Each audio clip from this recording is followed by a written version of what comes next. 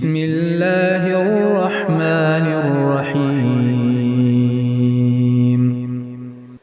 الحمد لله الذي خلق السماوات والأرض وجعل الظلمات والنور،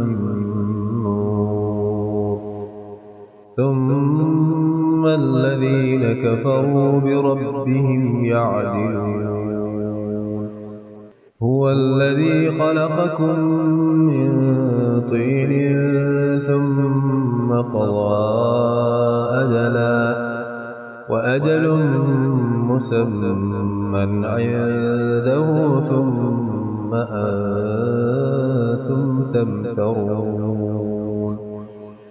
وهو الله في السماوات وفي الأرض، يعلم سركم وجهركم ويعلم ما تكسبون.